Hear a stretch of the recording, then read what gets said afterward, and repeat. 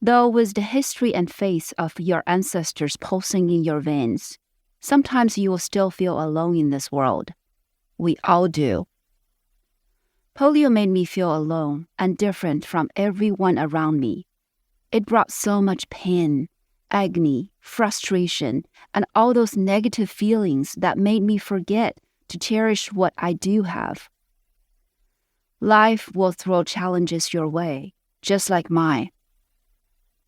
When that happens, you might feel alone, invisible, or any other emotions that can drain your soul. In those dark moments, remember the power within you and the support around you.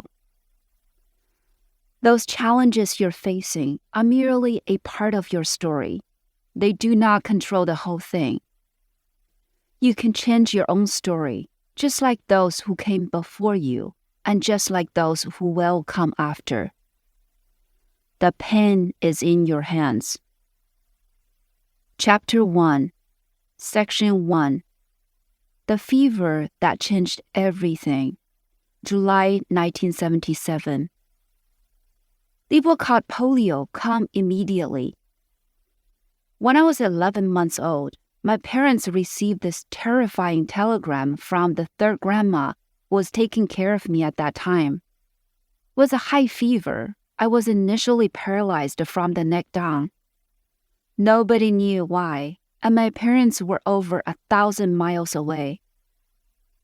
I was born at the end of China's Cultural Revolution in August 1976. The preceding decade had brought poverty and hunger, political instability, and a lack of educational and economic opportunities. As a newborn, I traveled everywhere with my parents, who were among the fortunate few with secure government jobs. Dad majored in geological survey and mapping technology at Wuhan University, working as a technical lead for the survey team. And Mom was an apprentice to engineers at that time. They explored deep within the forest mountains in the northernmost province in China to make these first survey maps and look for new rare metal mines. After my birth, the three of us lived in a wind-battered tent heated by a small stove, but at least we were safe from the political unrest and violence. My parents had to leave me in a tent while they both worked long hours. During the day, Mom would rush back and forth between the tent and the field so that she could feed me while working.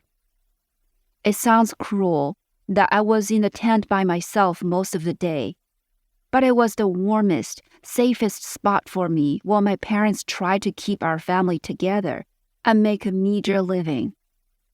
As the months passed, Mom realized that as I grew older, this life would become more impractical and even dangerous for me. Once I started walking and could no longer be kept in a tent, it would have been a nightmare. Keeping me safe while my parents had to work would become nearly impossible.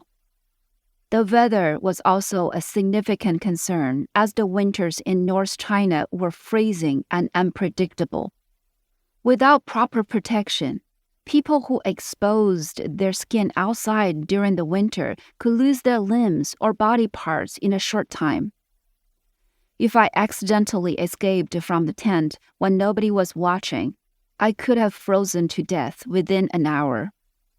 For example, one of my parents' colleagues went out in a storm once without covering his ears.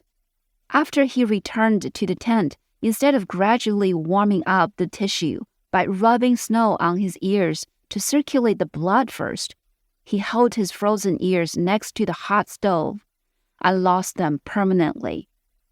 Seriously, it was no place for a baby.